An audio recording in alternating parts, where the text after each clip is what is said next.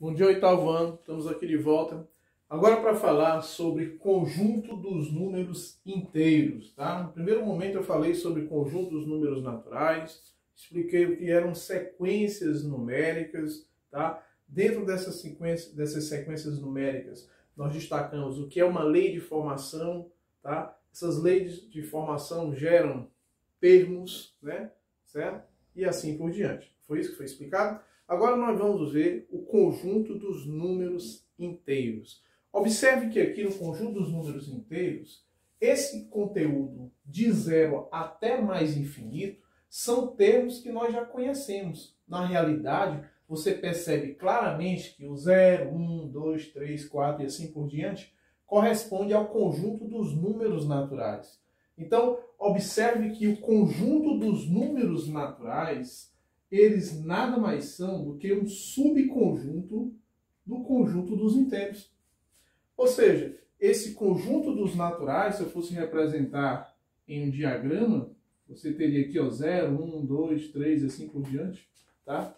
Ele é um subconjunto do conjunto dos números inteiros, certo? Então, o que vai ser acrescido a esse conjunto dos números inteiros, certo? A esses naturais, né? Para formar o conjunto dos inteiros, vai ser os termos negativos, certo? Então, os termos positivos nós já conhecíamos, inclusive o 0.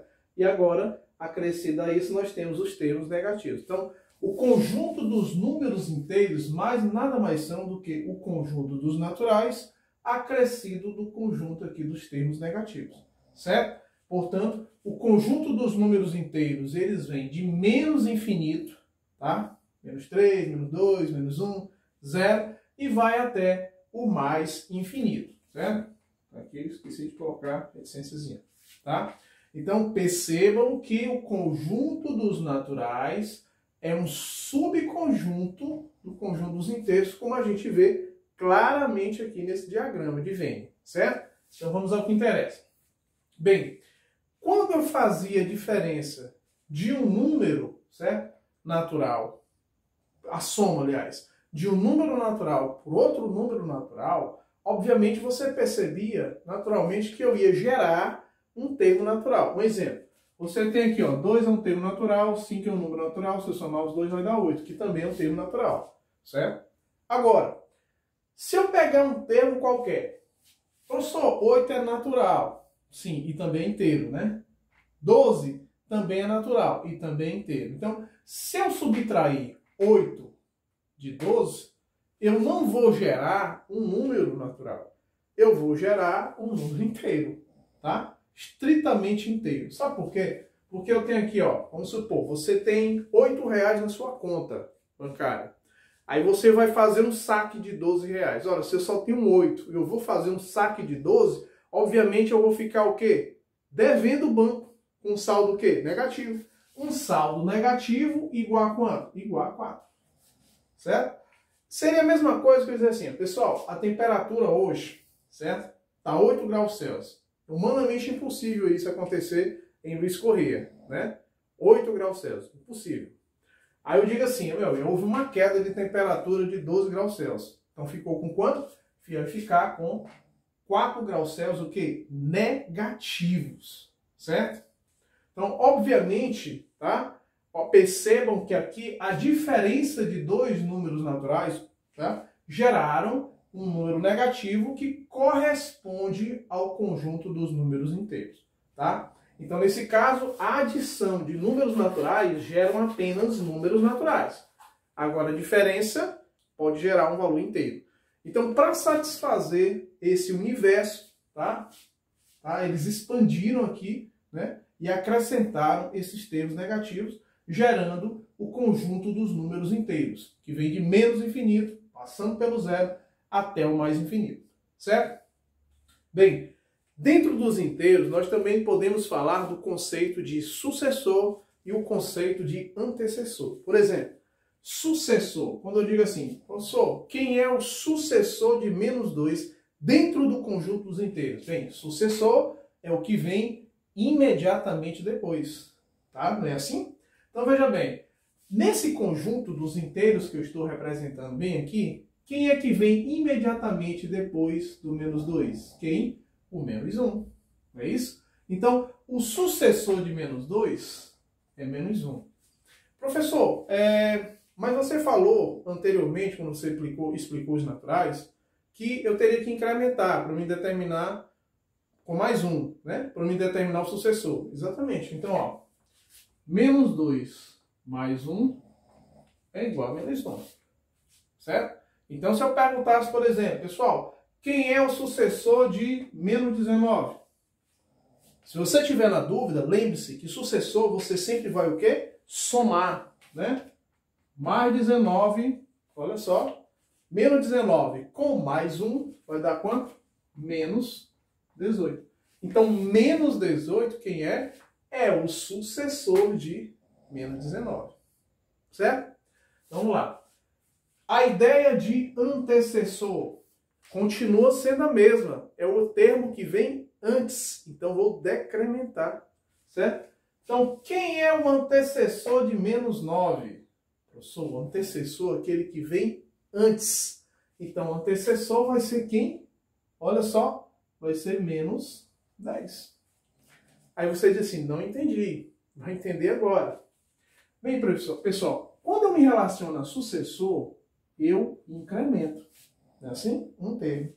Quando eu falo de antecessor, eu vou decrementar um termo. Menos 9 com menos 1 mantém o sinal, eles têm o mesmo sinal. Né? Então você associa, 9 e 1 são 10, portanto é menos 10. Então o meu antecessor de menos 9 e menos 10, é só olhar para cá. Ó. Olha só. Quem é o antecessor de menos 2? O antecessor de menos 2, quer dizer, o que vem antes, né? Essa sequência vem de menos infinito. Ó. Quem vem antes de menos 2 é o menos 3. Por quê? Menos 2 com menos 1 dá menos 3. E assim por diante. Por que essa dica? Porque às vezes o aluno pega um termo qualquer, uma sequência que não dá para colocar lá, e fica na dúvida. Por exemplo, se eu perguntar assim, quem é? Você tem aqui menos 89. E eu quero saber quem é o sucessor dele. Ah, o sucessor dele é só somar com mais 1. Sinais são contrários, né? Não são diferentes? Então, quem tem maior valor absoluto, quem é? 89. E essa diferença vai ser de quanto? 88. Menos 89 com mais 1, é assim? Eu poderia escrever assim, ó. Menos 88, menos 1. Menos 88 com menos 1 é menos 89. Com mais 1, simplifica, só resta menos 88. Se eu quiser saber quem é, agora eu não quero saber quem é mais o sucessor. Eu quero saber quem é o antecessor dele. O antecessor, vamos lá. O antecessor vai ser menos 1. Então, mesmo sinal, é uma diferença. Mantém esse sinal e soma 89 com 90. Eu só não entendi ainda isso aí, ó. Não compreendi, cara. Se eu colocasse em evidência o menos 1, bem aqui, ó. Colocasse o termo menos 1 em evidência, tá? Eu poderia transformar essa diferença em um produto, né? Menos por menos dá mais, 89 por 1 é o próprio 89. Menos por menos dá mais, 1 por 1 é 1. Aí ficaria assim, ó, menos 1 multiplicado por 89, mais 1 dá quanto? Dá 90.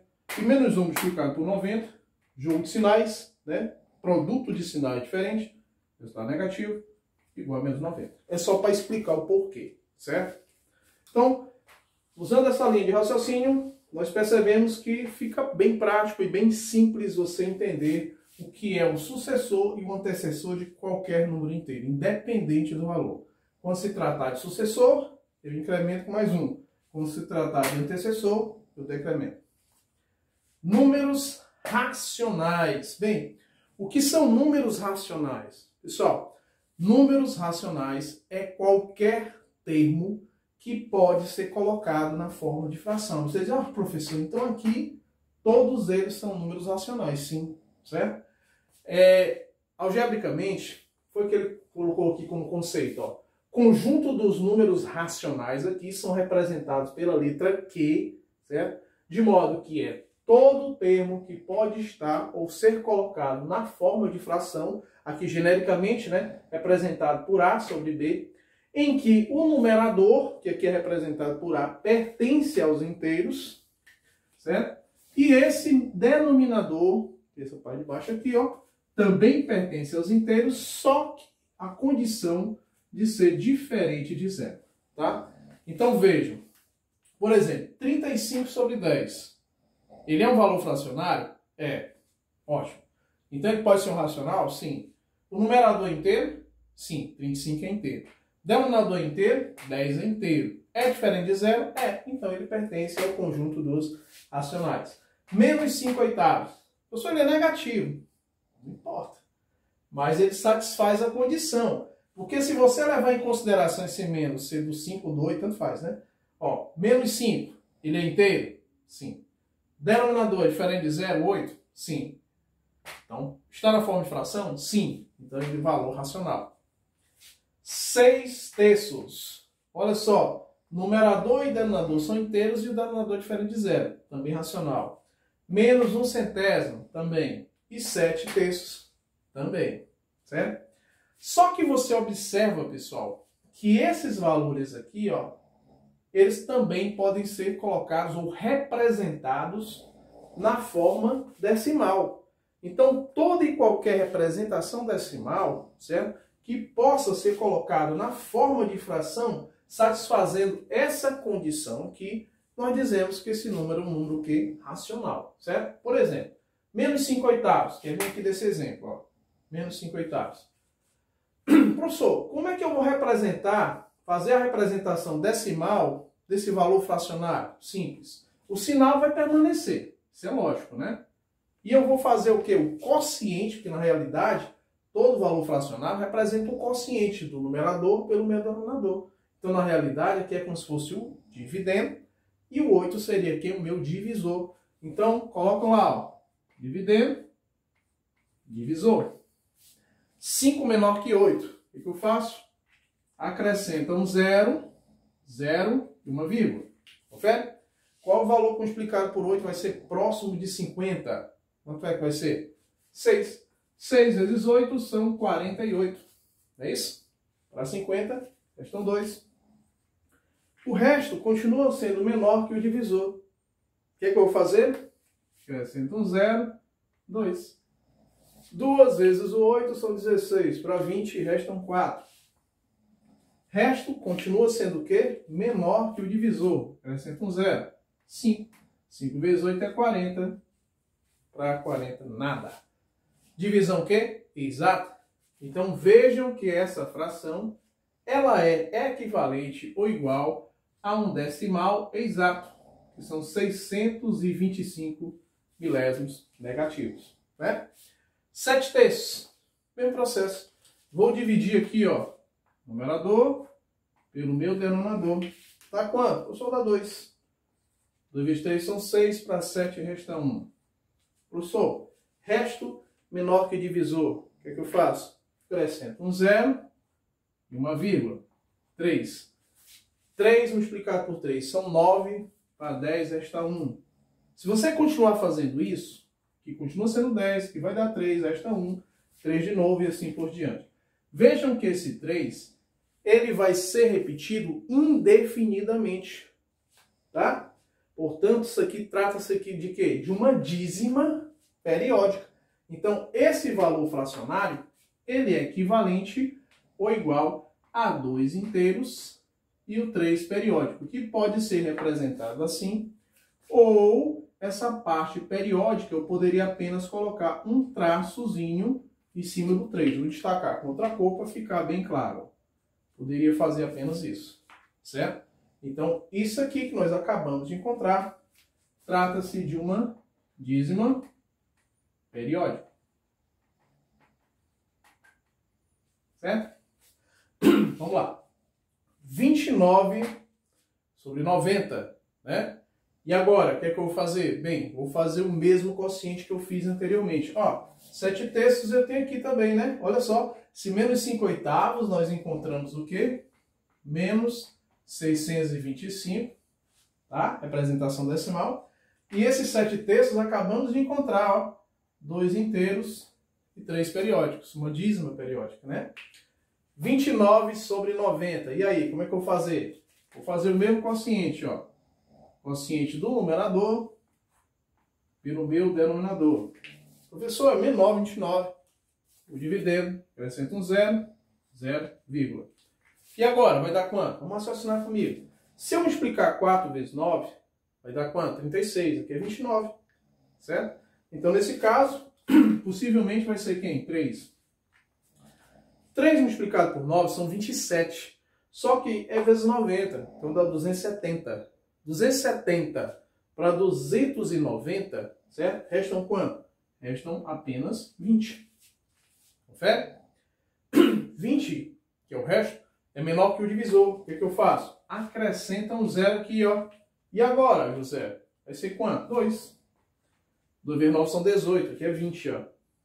Por que não é 3? Porque 3 vezes 9 são 27. Vai ficar maior, certo? Então, nesse caso, vamos lá. 2 vezes 90 são quanto? São 180. 180 para 200, 20. O que é que você percebe? Que eu vou novamente acrescentar um zero aqui. E aqui novamente vai ser 2. Aqui novamente vai sobrar 20. Ou seja, isso continua indefinidamente. Portanto, trata-se também de uma dízima periódica, em que eu tenho um valor fixo e tenho um valor periódico 2. Certo?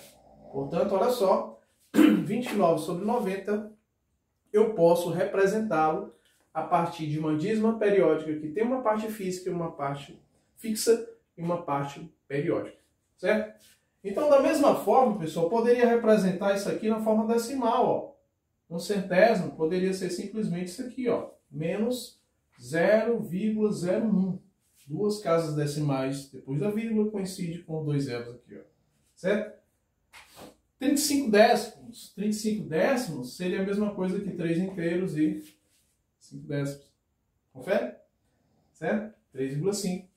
E esse 6 terços. Professor, 6 terços é uma fração que é aparente, tá? Porque se eu dividir o numerador pelo denominador, 6 por 3, isso aqui vai ser igual a 2, é equivalente a 2.